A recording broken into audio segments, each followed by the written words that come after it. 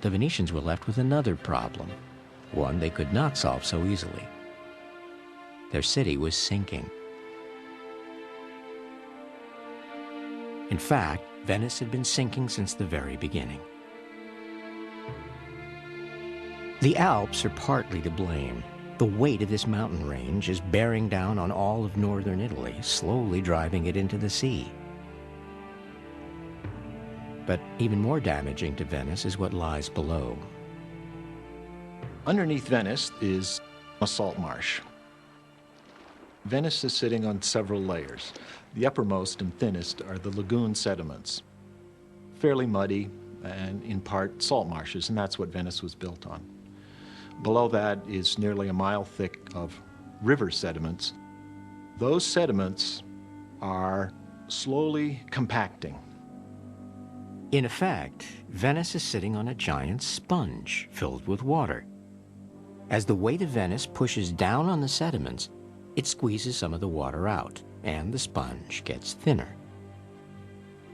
To make matters worse, the seas have been slowly rising for centuries. This is what the people of the lagoon have had to contend with since they first arrived on these marsh islands nearly 2,000 years ago. Remnants of their long struggle can be found on the island of Torcello, northeast of Venice. The land here has sunk so low, only a handful of residents remain. Beneath the foundations of this 900-year-old cathedral, archaeologist Albert Ammerman has uncovered evidence of how the old lagoon dwellers dealt with flooding. What we can always see in the archaeological record is the gradual, progressive buildup of the land surface. We can see 5 or 6 floors, which is one after the other, 6 inches, a foot, gradually being built up. Flooding would always be a problem, so their way to deal with it was essentially to come in and continually be adjusting the ground level upward, layer after layer after layer. Without the constant drone of water pumps, the entire pit would be a giant swimming pool. But everything here was once high and dry, safe above the tides.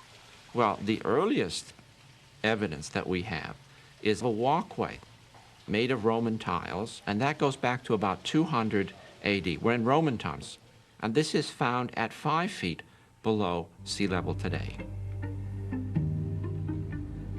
Anything built on these marshes would eventually sink into the sea.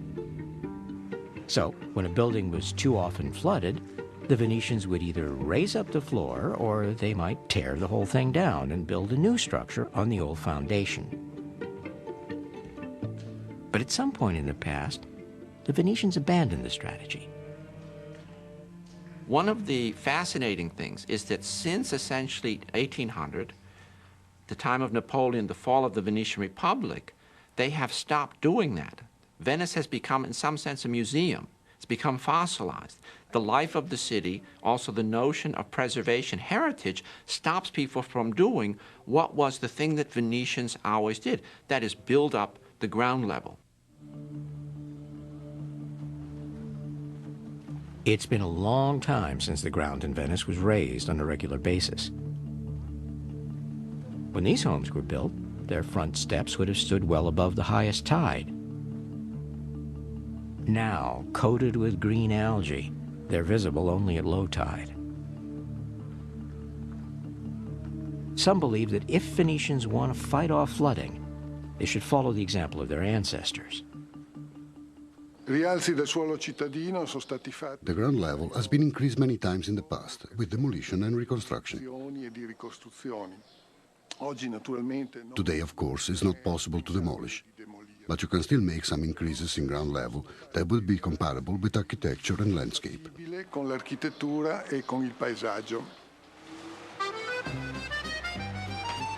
Raising the sidewalks and walls of the canals, perhaps by a foot or less, could go a long way to protect the city from moderate high tides, the most common cause of flooding.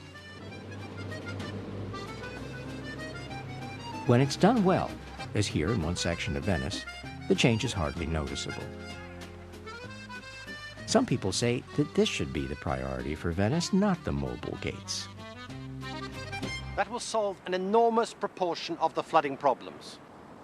It won't solve all the flooding problems, but it'll probably solve half or three-quarters of them. And you could do that over the next 10 years. It will cost money, but it will solve the problem very seriously in that immediate timescale.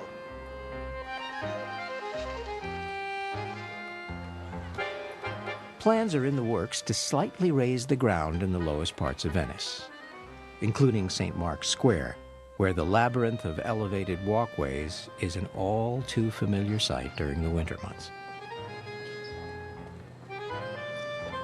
Most critics of the gates support this approach, and some have suggested an additional strategy: narrowing the 3 inlets to the lagoon. The smaller the opening, they argue, the less water can enter the lagoon and the lower the tide. Depending on how drastic the change, it could lower the tide by 8 to 12 inches.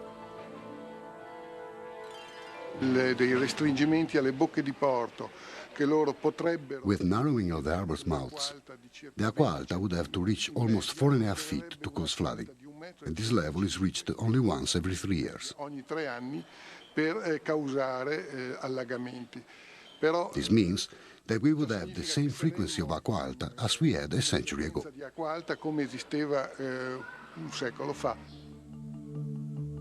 But narrowing the inlets would not be a completely reliable defense against Acqua Alta. It could only work for tides that flow in and out of the lagoon fairly quickly, on a cycle of just a few hours. But there are some extremely high tides that linger, like the one in 1966. The high tide flowed into the lagoon and stayed for a day. In a situation like this, whether the inlet is wide or narrow, the floodwaters will eventually get in.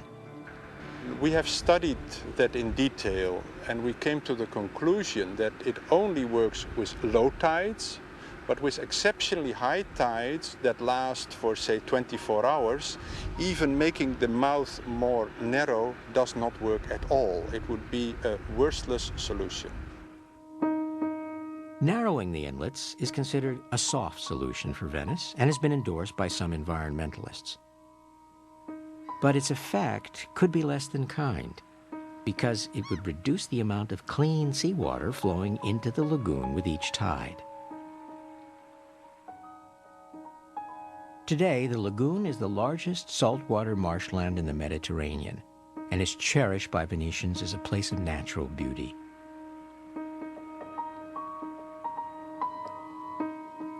It's known throughout Europe as a bird-watching mecca. Tens of thousands of birds stop here during their annual migrations. They feed on the plentiful fish and shrimp that thrive in the shallow, salty lagoon waters. If the flow of new seawater into the lagoon is reduced, these creatures will be deprived of oxygen and nutrients. In addition, without the cleansing action of the tides, one of the lagoon's problems may rapidly get much worse: pollution. Well, the water in Venice has quite substantial levels of pollution. There's raw sewage. I have a boat in Venice, and I take people around in the boat. You can actually see soap suds coming out of people's washing machines. You can see worse things coming straight from their houses. Venice has no municipal sewage treatment, so most homes pipe their sewage into the canals.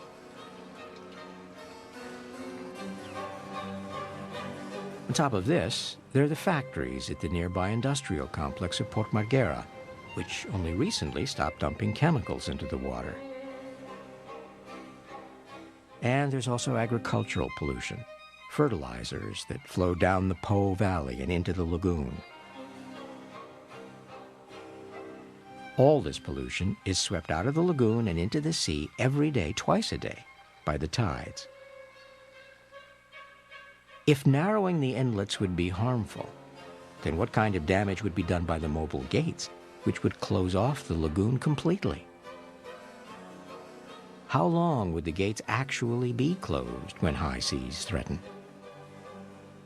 Recently, nature